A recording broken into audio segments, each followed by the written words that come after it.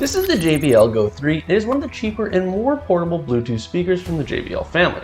With it being on the cheaper side, what can you actually expect from this speaker? Will its smaller, compact size be a sacrifice to the sound? Or will you be better off going with something like the Clip 4? Who's this for and what can you expect when you get it?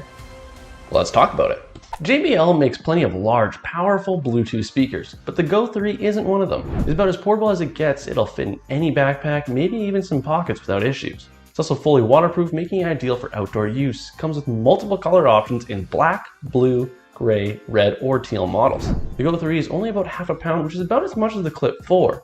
Its rectangular body has rounded edges and is covered mostly in cloth grille with rubberized feel on the bottom. A lanyard is built into the left panel next to the USB-C port for the included charging cable. There are buttons on top for volume and play pause. Press twice to play pause button skips forward a track. There's no backward navigation. The right side panel houses a power button and a Bluetooth pairing button. Internally, a single mono 1.5-inch driver delivers 4.2 watts of audio. Now what does that mean? Well, we'll get on to that a little later on. The Go 3 keeps things simple, and as such it isn't very feature heavy. In fact, there are hardly any features at all. You won't get the JBL Party Boost function that allows you to pair with other JBL speakers to boost the sound, and there's no microphone in it, so you won't double up as a speakerphone either. You do get the most up-to-date Bluetooth of 5.1 though, so at least you can rely on the connection not to drop out wherever you are in the house or in the forest. The Go 3's best feature is its IP67 rating, which indicates a fully dust-tight and waterproof build that can be submerged up to a meter in water for up to 30 minutes. Yes, it's true that Bluetooth signal won't do well underwater, but the point is that the speaker can get soaked without issue, which also means you can clean off under the faucet or use it in the shower.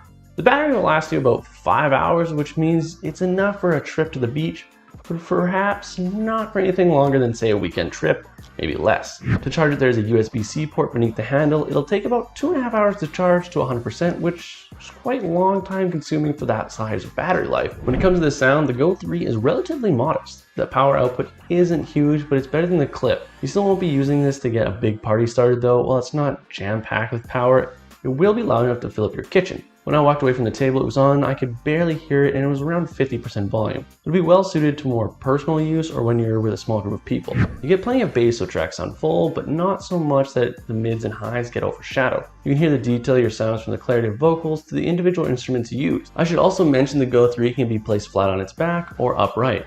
When flat, tracks with deep bass can seem to distort, but it's not distortion, but the vibrations created by the speaker reacting to the surface it's sitting on. So for what will sound like a cleaner, clearer bass response, you want to place the speaker upright or hang it from the built-in loop.